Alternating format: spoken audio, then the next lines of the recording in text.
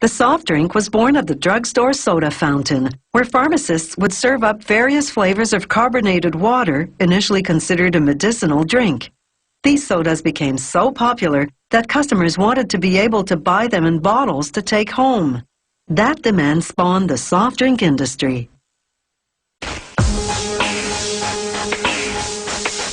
In 2003, almost 195 billion liters of soft drinks were sold around the world. That's 30 liters for every person on Earth. These 2-liter plastic bottles have just arrived from the bottle factory. Even though they're brand new bottles, the soft drink plant still has to clean them before filling them. This rinsing machine turns the bottles upside down, then flushes them with water the plant filters on site.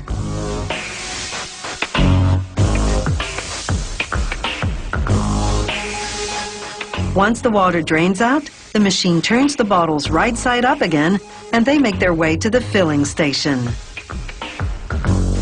Meanwhile, in the mixing room, technicians prepare whatever soft drink they'll be bottling in this production run.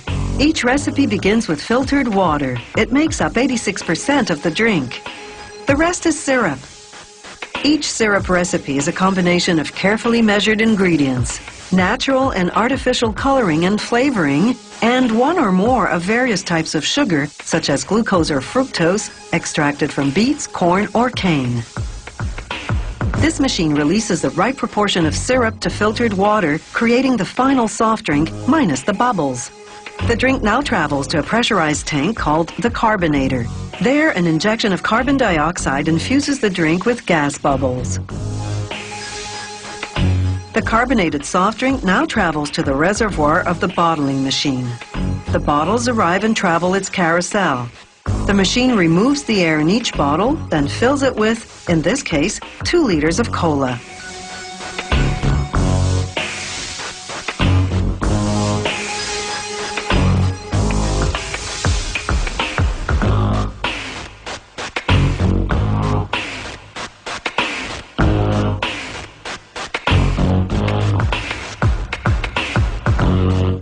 Now onto the capping machine. The caps come down a chute propelled by filtered air. The machine twists a cap on the part of the bottle called the crimp, intertwining the threads of the cap and crimp tightly to hermetically seal the bottle.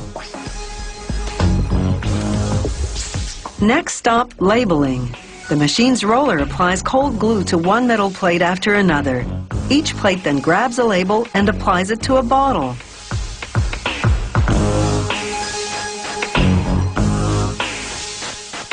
Brushes smooth edges down, ensuring the labels adhere well. Elsewhere in the plant, a machine called the uncaser unloads cases of refillable glass bottles that have come back to the factory.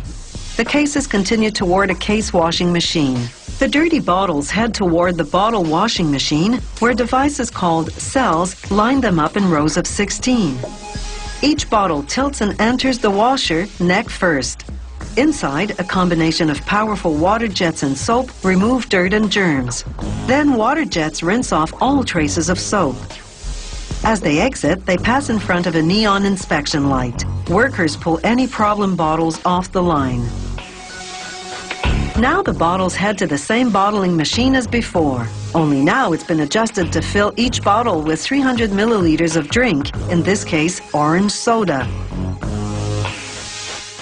This factory takes a sample from each production run for quality control testing. The lab technicians check such things as the dilution ratio of syrup to water, the carbonization level, and the airtight seal. They also analyze the purity of the drink and container by running the sample through a paper filter.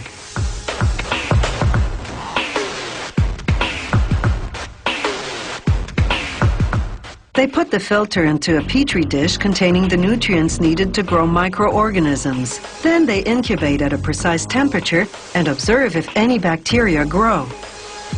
These glass bottles have old-fashioned bottle caps, not the twist caps the plastic bottles have.